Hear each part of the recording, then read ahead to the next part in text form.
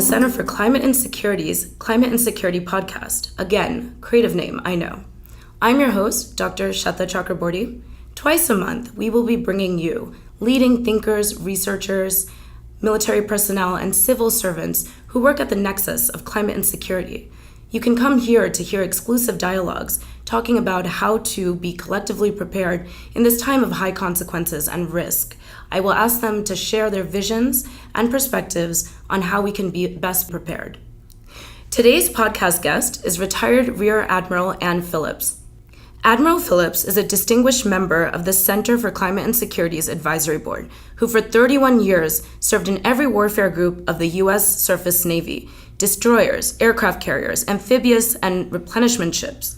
Basically, she commissioned and commanded a lot of big ships. She also served on the Chief of Naval Operations Climate Change Task Force and Energy Task Force, where she co-chaired the Surface Force Working Group, developing and implementing climate change adaptation and energy reduction strategies for the Navy.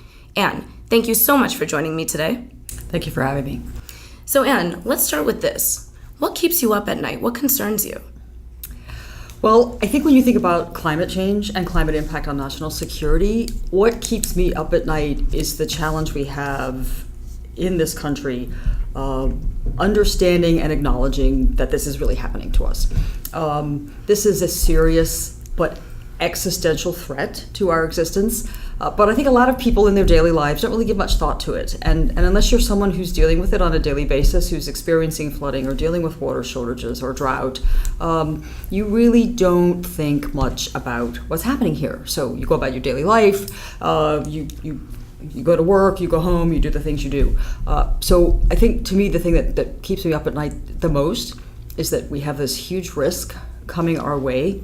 It's a creeping threat. It's happening slowly, but it's happening. And it's going to affect all of our lives, in many cases within our generation. So what are we doing to prepare ourselves for it as a nation, at the local level, the state level, the regional level, the national level, and really the global level, because this threat impacts the world. And we, as in this country, have a huge part of that. We play a huge part in that.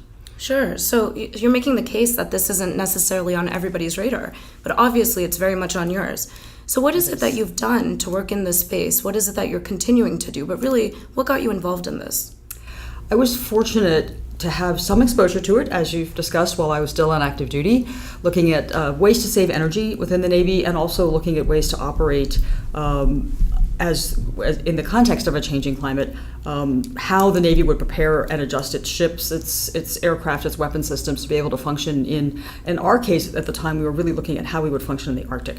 So that was an initial exposure to this issue. And after I retired, I had the opportunity to participate in a pilot project in the Hampton Roads region where I live in Norfolk, looking at a whole of government and community set of solutions to deal with sea level rise, which is the big climate impactor in that region, across the full regional aspect of public, private, federal, state, and local entities. And it was a 2-year effort. We came up with a great path forward. I don't want to say great solutions because there's so many solutions to this very complex problem, but the challenge was that not a lot happened once we finished all this work. And this work done by 200 regional professionals, people who had been studying this, who had been working on this within city governments, in planning, in stormwater engineering, within the legal field, looking at environmental engineers,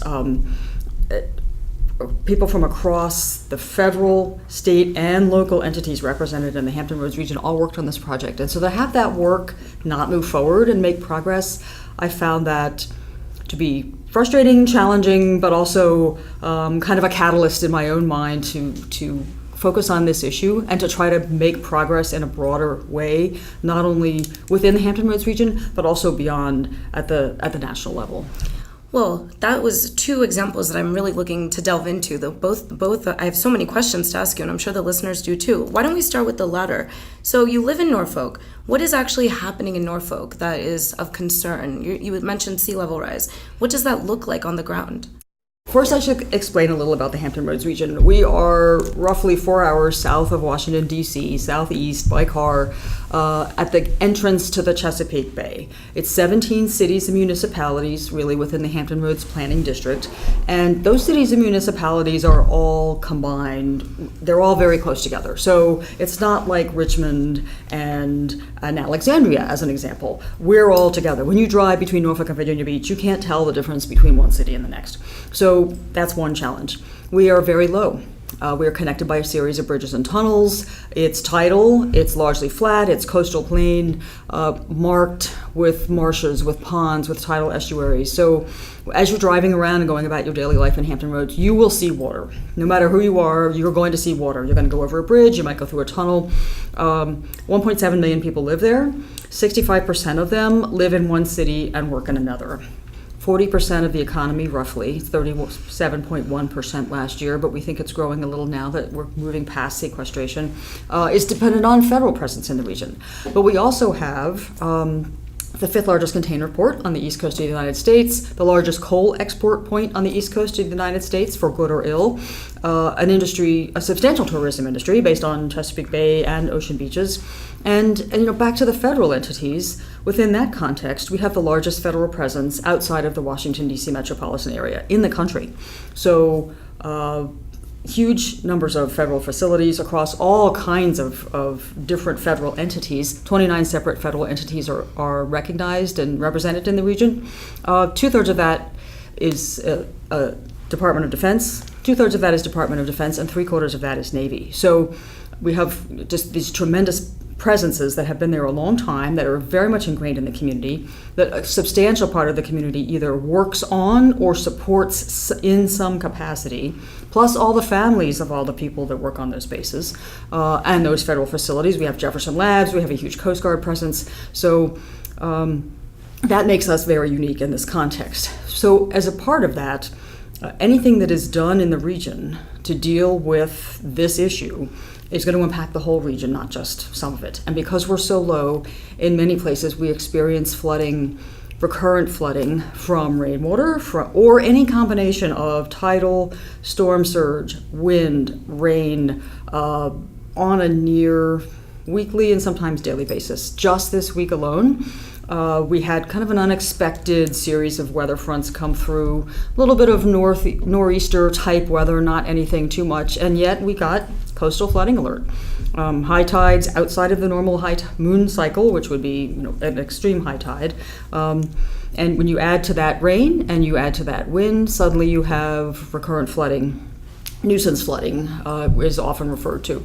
And what we've seen within the Hampton Roads region is since the late 90s, by every context in which we measure nuisance flooding, we see an acceleration or an increase in that flooding. So the elevation of that flooding, the number of times it occurs, the duration, how long it stays around, all of that is increasing.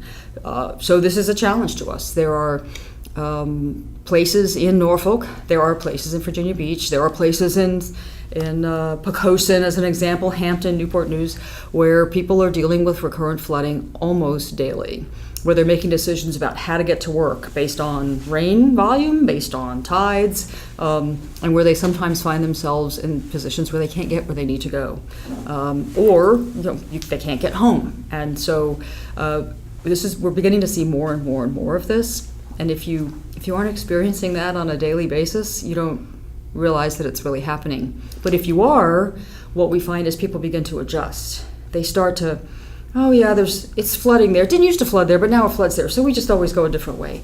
And you're seeing this kind of minimizing of what's actually happening, and still a lack of real urgency to move forward, except under the most extreme circumstances. So let me ask you about that, because that's very interesting what you just said. So for those communities that are really experiencing this firsthand, and it sounds like you're giving a very visible example. I can visualize what it must be like to get to work and then to see that route is blocked off, right, and having to reroute. Right. So to live in that type of community and to still not really take the long view is what you're suggesting, in that it's just adapting, thinking that I'm going to get over this momentary disturbance, as opposed to I need to completely change, or as a community we need to rework how we're going to look at this and strategize around this new setup, This new normal. I think what we're beginning to see in some communities is there's nuisance flooding, and then there's flooding that is beyond nuisance, that is impacting, damaging your property. So when people get to the damaging their property point, they suddenly are very interested in longer term solutions, but they also want near term solutions because their house has been flooded out, or they've lost a car, or they've lost parts of their property. But the challenge is, within the political scenario, you have people who are really, one of Virginia's challenges is economic development. And so you have a great and concerted and viable effort within the state to build our economy, to diversify our economy. There's a school of thought that says that if you talk about this issue, then you will scare people away from Hampton Roads. Because they won't want to come, because they'll know they'll have to deal with water in some way, shape, or form, and they don't want to be bothered. My perspective on that is, well, there are a lot of reasons people might want to come here, especially if they're going to support the defense industry, especially if they want to be part of the tourism industry, or if they're going to be part of the port industry. So why not then present to them, hey, we're a unique place. If you want direct access to the mouth of the Chesapeake Bay and to our ability to move cargo from this port all the way into this middle of the country to Chicago, past the Mississippi River, then you want to come into Hampton Roads. We're dredging our channel to 55 feet. We're going to expand it so that we can get the super freight carriers in there. And we have two railroads that work out of Hampton Roads. Norfolk Southern is really the lead, but also CSX. Why would you not want access to Hampton Roads? And here's what we're doing to solve this water problem so that we can all live and work here in this new normal in a way that's functional for everyone. It's a challenge to get people to start to think that way, because they're reluctant to really think deeply about the dependencies and interdependencies and how they know their lives will change, and people don't like change. It's human nature. They don't want things to be, it's okay, fix that road and everything will be fine. Right. Or put a wall up here and everything will be fine. Well, there are things that are short-term fixes, but long-term we have deeper problems, deeper challenges. We're going to lose some of that waterfront property. How do we give cities value for that? We have neighborhoods that have the ability themselves to manage that situation, to relocate. We have neighborhoods that don't have the capacity or the ability themselves to relocate. So what do cities do in that circumstance? It's an extremely complicated problem. We're just on the fringes of starting to understand how complicated and start to try to work collaboratively to make decisions about our future. So this sounds like your new approach, following what you said was getting all of these stakeholders together and forming this committee and leading it, and then not getting that progress that you were hoping to see. Is this kind of coming out of that frustration from that initial attempt? To be clear, I ran the infrastructure working group, which was one of 5 working groups and 4 advisory committees under this intergovernmental pilot project. So I was a working group chairman with many fellow chairpersons, men and women, working on this topic. I think our challenge was we felt that we did good work, and we know that we had regional experts helping us, and they did excellent work. And we still want to see the progress and the work that we made be turned into actionable steps, which is a complicated issue for the region to be able to move forward. Right. And so what I try to do is whatever I can to help take our key recommendations, big picture, and try to move them forward a piece at a time, and also to stay connected with others who are working in a similar way so that we can move forward as a region. And then the other thing is I found that through my work with the Center for Climate and Security, telling the story of what's happening on the ground in a region that's really a crucible for this challenge. We have all of the most severe complexities. We're sinking, we have a subsidence problem. In addition to the sea level rise problem, we have these 17 cities and municipalities. We have this huge federal presence. We have this large port facility. We have tourism, something that depends on the water, but the water is impacting it in a negative way sometimes. So we have these tremendous set of systems that we have to all get all to work together. And we have this tremendous story to tell. So that actually seems to resonate more broadly.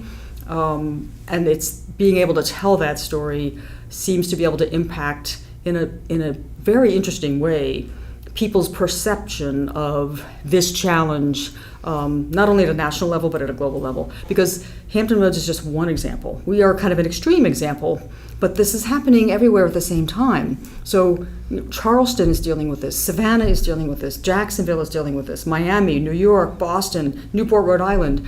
That's the East Coast. We also have the Gulf Coast. And then when you look globally, the real challenge for nations is that they aren't going to be able to pick and choose, we'll save this area and then we'll work on something over here in 50 or 60 years. No, it's all going to happen at the same time.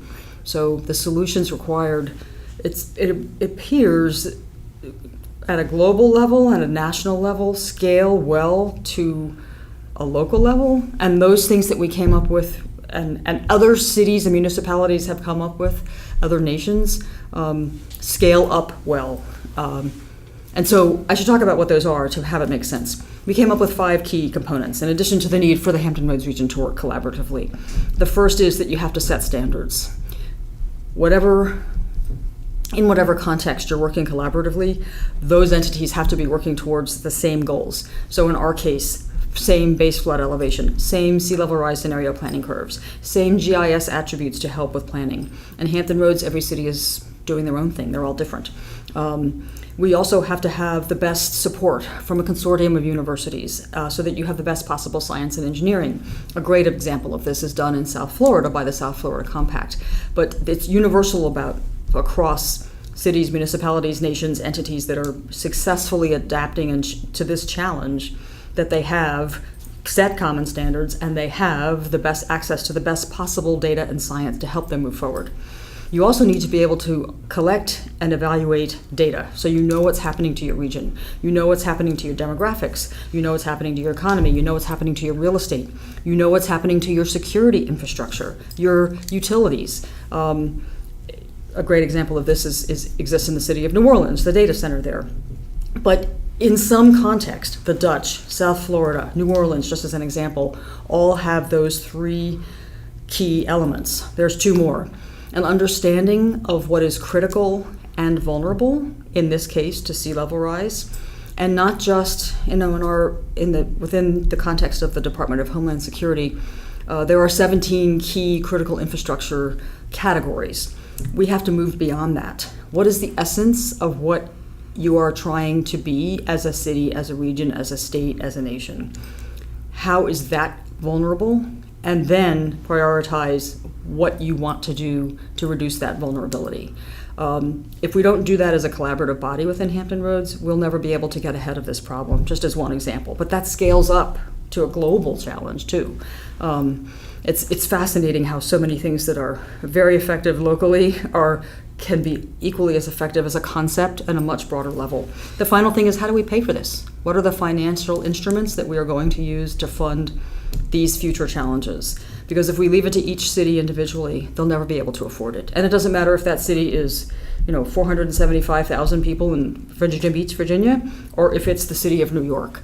The degree and the scale of the challenges that lie ahead fiscally and financially far exceed what any individual city or municipality can do. So how will we deal with that challenge? That's a national security issue because it all rolls back to our ability to execute our needs as a nation. So it's just a fascinating conundrum of problems. It's so complex, and you described it so eloquently. And so those key components at that local level that you're talking about scaling up, that need to be scaled up globally, and at the most local level needs to be worked on with all stakeholders really collaborating. What challenges, even in a community like Hampton Roads, where it is so obvious and it's so visible what is being experienced immediately, even the challenges that you've experienced there, how has it been for the community to overcome that instinct to not act, and then how have you been able to successfully promote that collaboration? And then what can be learned for communities who maybe not yet, but will potentially be facing a lot of these similar challenges? Well, one thing they can do is educate themselves. And one of the outcomes from the pilot project, and that we find, I think, that exists in South Florida, that exists in New Orleans, that exists in the Netherlands, is citizens engagement. educating people. And this gets back to my earlier, the comment we made at the very beginning, what keeps me up at night, what risks am I most concerned about, that people don't understand what's happening. And they don't understand how what they're doing in their daily lives is contributing to what's happening, or how their daily lives are going to be impacted over time by what they're doing. So I'm a child of the 70s. I grew up in the era of we were going to lose the bald eagle because of DDT poisoning. Everything in the food chain was impacted by DDT in a negative way. Many species were at great risk. Woodsy owl, the National Park Service and Wildlife Federation mascot, give a hoot, don't pollute. I grew up as a kid, I was not a young child in the 70s, but maybe junior high. But I remember all those things. I mean, I grew up in a world where the Clean Water Act was implemented, the Clean Air Act was implemented. So those things kind of stuck with me. Don't shoot any large brown birds. We're trying to save our national bird. So there was a full-on campaign in this country to turn those things around, to turn around pollution, to turn around industrial waste, to turn around poison Superfund sites. And then we stopped.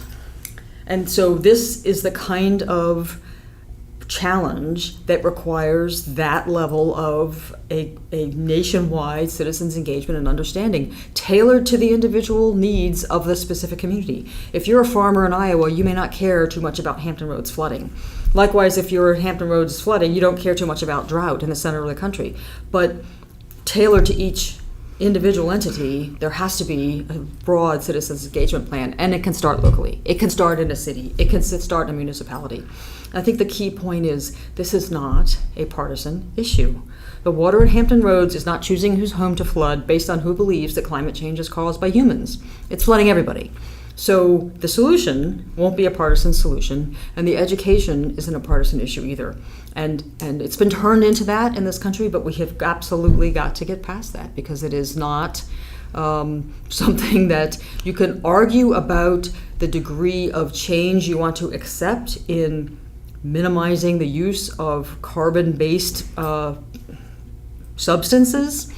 But at the end of the day, 99% of scientists acknowledge that A, it's happening, and B, we're causing it, and C, it's CO2, excess CO2, and other gases in the atmosphere that are creating this situation where we have warming of our planet, which is generating all kinds of new challenges for us. Right. So you've got to elect people to your city council, to your state and representatives, to your state government, to your federal government, irrespective of party, who acknowledge that this is happening. And if you don't, then we're not going to be able to make progress. And that's still a challenge. That's a challenge even in Hampton Roads. So it's not a partisan issue, and in fact, it's a national security issue. And so your region is unique in that it also has a naval base.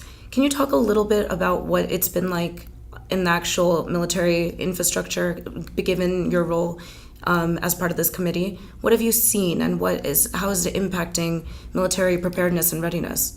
Well, the military, and Secretary Mattis has led the charge here, is very much focused on readiness and resilience. And so anything that's going to negatively impact that, they will act to reduce the impact of that condition or circumstance. So in this instance, if flooding needs to be managed, dealt with, reduced, eliminated to allow access to a base, then the federal entities are very interested in making that happen. If there are water shortages, then federal entities are very interested in understanding what needs to be done to prevent that. One of the challenges in Hampton Roads with flooding is access. So if you start to have so much flooding impact to your transportation infrastructure and networks that you can't get your logistics systems are impacted, your people's ability to transport themselves to and from work are impacted, people's ability to access the base are impacted, then you start to have challenges in your basic man training and equip responsibilities, so you can't get your forces ready to deploy, or they're delayed, or there's some challenges, and then in that context, they aren't ready to go. You still have the challenge of once they get to where they're going, what kind of circumstances that are climate related will they encounter there? And so this gets to the concept of not only is it a national security issue, but that it's a threat multiplier and a threat magnifier. It makes the threats that you will face more complicated, more challenging, and it also increases the number of threats that you will face, because where you may have been just encountering a challenge in governmental infrastructure, you're now facing a challenge in a governmental infrastructure that also is dealing with a famine. So you have less control by that government of the circumstance of their political circumstances, because you have this additional challenge and stressor of famine or drought that's driving an additional, placing an additional burden on their ability to function as a governmental structure. So when your forces are downrange in that context, you're dealing with more and more and more challenges. I mean, put very simply, if you're operating in Yemen and there's a famine in Yemen, right off the bat, you find yourself operating with your forces in an area where people you are dealing with on a daily basis cannot eat. So how are you going to help mitigate that situation, and then also deal with the terrorism challenge or whatever other circumstance you are there to deal with to begin with? So it just makes things much more complicated. You find yourselves working with other governmental entities, global nonprofits and NGO organizations, in addition to executing the security mission that you are there to implement. So this is it's a threat that builds on itself over time. And so something as simple as not being able to get to work in Hampton Roads or not being able to get a part to a ship in Hampton Roads has a cascading casualty effect downrange. Sure. So not just the nuisance of having to find a detour to get to work, but also what does this mean in terms of global protecting our troops? Because those things add up over time. Exactly. Small things add up over time. And understanding how they're adding up now is a big challenge for the Navy. The ability to take and understand the circumstances of, we couldn't get that part to that ship, but why? And instead of, it was late, why was it late, and what can we do to prevent that in the future? It's that why part that's a challenge for the services right now. So what did you experience firsthand? I'm curious as to what you noticed in terms of changes, in terms of the environment that you were operating in when you were in the Navy actively, versus what you know retrospectively to be true and what you're seeing now and what you're concerned about for the future of the Navy, especially as new challenges like the Arctic are becoming more and more apparent. But first, the listeners, I'm sure, would be really interested in knowing what it was like commanding these massive ships. Right. Well, a ship, we talked about a system of systems and how complicated it is. A ship is a system of systems too. It's really a small town. It just floats away by itself. And so you're dealing with power and light, you're dealing with utilities, you're dealing with lodging, you're dealing with sanitation, you're dealing with health, you're running a restaurant, you're running a combat system, you're running a weapons system, you're running all kinds of different things at the same time that are really similar in many ways to managing a small town or a small city. It's a complex set of systems that have to go together, and you have to manage risk. And this is a similar kind of circumstance. It's a complex set of challenges that go together, and it's a risk management issue. So if you're in command of a ship, when you look around, there's nobody there but you to make decisions. And so you have to balance, can we get underway with just 2 of our 3 generators? Is that acceptable? Or do I need to wait for the part and risk delaying my operations to get that 3rd generator up before I leave, so that if I then lose one, I have 2 instead of getting underway with 2, losing 1 and having 1. So you make those kinds of decisions all the time. You're looking at training your people. Who are the best watchstanders to put together in a certain circumstance? You're matching people's knowledge, skills, and abilities. You are thinking about how you're going to take care of those people. Are they healthy? Are they getting enough sleep? That's a constant challenge within. Of course, it's been in the news quite a bit lately. But so you're constantly balancing how to get things done, how to manage your infrastructure, how to manage your resources, your fuel, your food, your water, so that you can operate and execute and do what you need to do downrange. There are a lot of similarities, really. Wow, so a lot of what you learned during your tenure in the Navy has also been really helpful then for you as you've moved your career and managed the city at the local level and then at the regional level. But I'm not managing the city. Right. I'm just committee working group. I was a part of a group of people who had spent much of their lives managing cities or managing aspects of cities. And so what's been fascinating to watch within Hampton Roads is how the different cities look at this differently. Some are very proactive. Some are less proactive. Some have really bought into the resilience aspect of their entire program, others less so. But what is starting to happen is as more serious and significant flooding events occur that impact private property of homeowners in cities. They're starting to force their city governments to pay more and more attention to them. And the challenge within Hampton Roads will be, because of this huge federal presence, how do we pull in what the federal entities are doing? Take Norfolk. How are we pulling in what Naval Station Norfolk is going to do with what the city of Norfolk thinks it needs to do? And since many, many people who transport themselves to and from the naval station are actually coming from Virginia Beach or Chesapeake or other cities every day, we have to pull them into the mix too. So we can't do this as one city and one base. We can't turn the base into an island. We have to come together collectively to sort out what our challenges are so that the community can support the federal infrastructure adequately, and so that the federal infrastructure knows and can support the communities where it can in collaborating on how to move forward collectively to have a functional Generally, do you get a sense of community support behind the needs for the naval base station? Yes, absolutely. What have been the challenges in terms of any discrepancies between the community and between the military? I think some of the biggest challenges are there aren't a lot of programs that allow the federal agencies or entities to collaborate directly with cities. So if there's a road that floods, and I love to use Hampton Boulevard as an example, it's a main artery into Naval Station Norfolk. It floods in a way that prohibits traffic with some frequency. And yet, because it isn't directly flooding at the base fence line, there's no easy way for the federal government to work directly with the city of Norfolk to solve that problem. Now, Norfolk could solve it on their own, but it will be very expensive, and they have to prioritize it. And so is this going to be more important than their flood wall downtown, which protects all their businesses and major, Norfolk is a town of, there are a number of corporate headquarters there, banking, so that flood wall protects all of those pieces of infrastructure downtown. Is Hampton Roads Boulevard in the area where it floods more important than that or less important than that? So, while which thing is going to be the right thing? Which thing is going to be more important?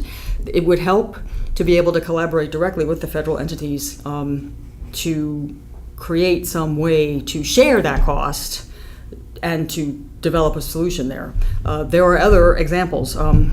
Naval Station Joint Expeditionary Base Little Creek Fort Story is similar.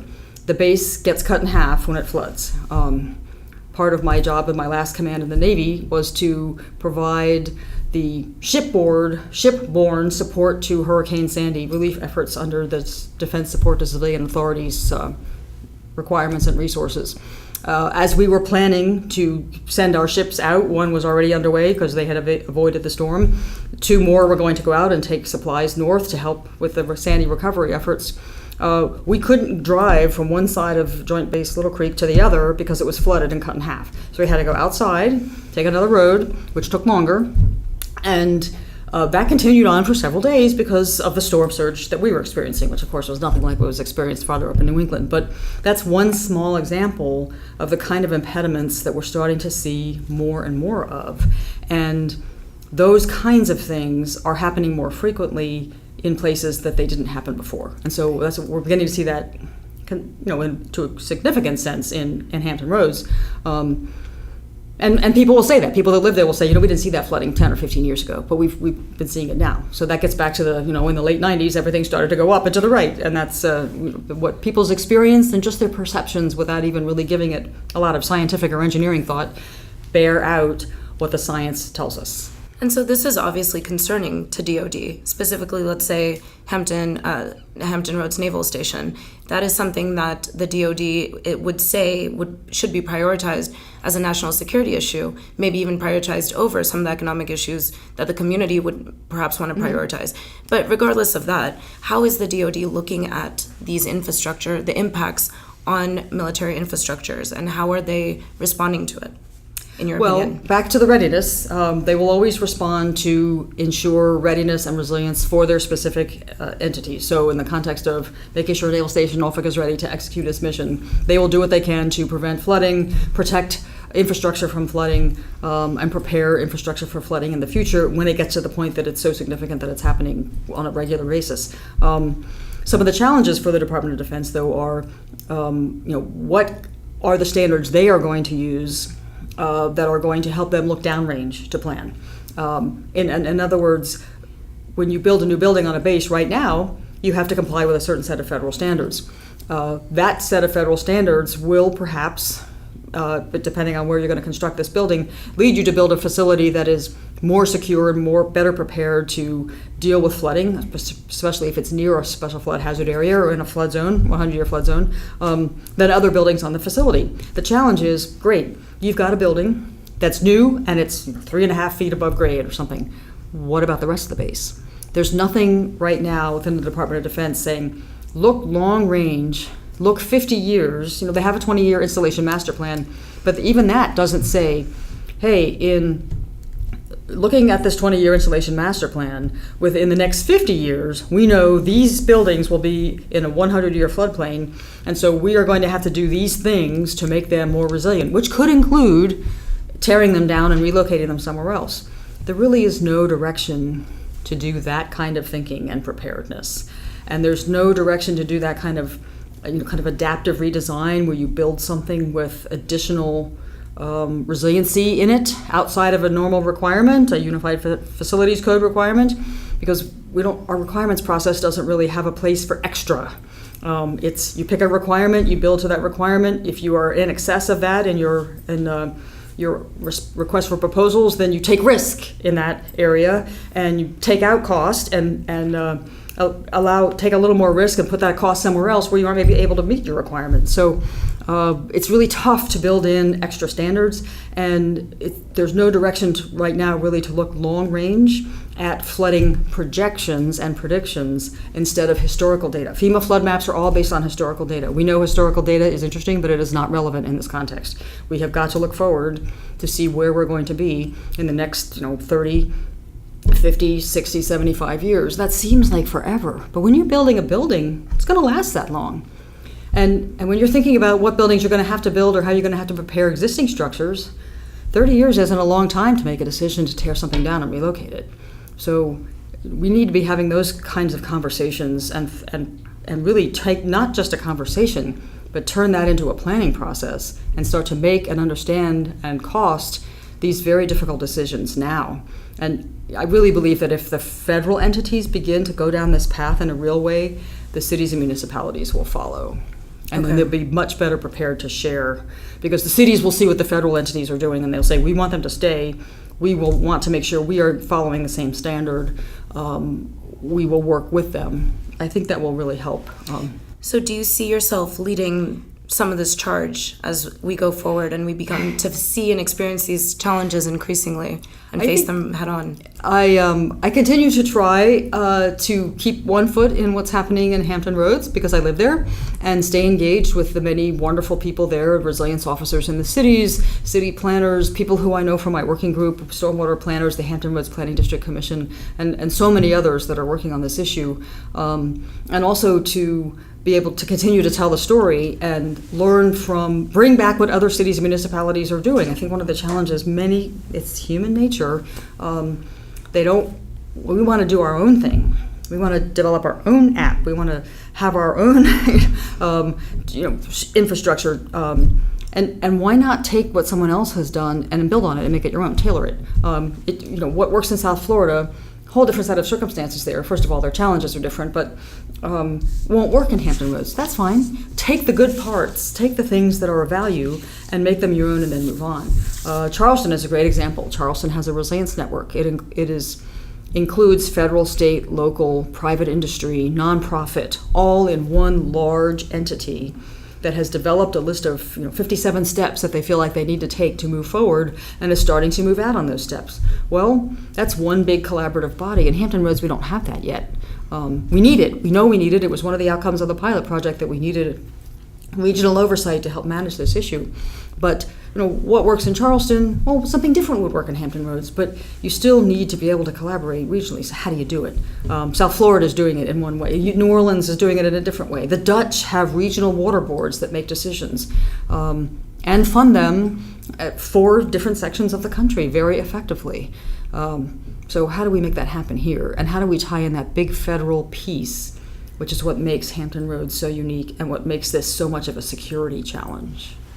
Well, and I'm really glad that Hampton Roads has you and that we have your leadership in addressing these key challenges that we're going to be dealing with at that community level and all the way up globally, as you've described so eloquently. Thank you so very much for talking to me today and for sharing your stories with the listeners. I'm sure the listeners will love to have you come back and share your experiences in the Navy. We didn't really get a chance to delve into that. I'll tell you what's changed. And we can tell sea stories too, whenever you're ready. Absolutely. We'll have to hear some of those. I can't even imagine. That's a whole nother podcast, but we'll definitely take that time. Thank you very much for joining us here today. Thank you, Shanta.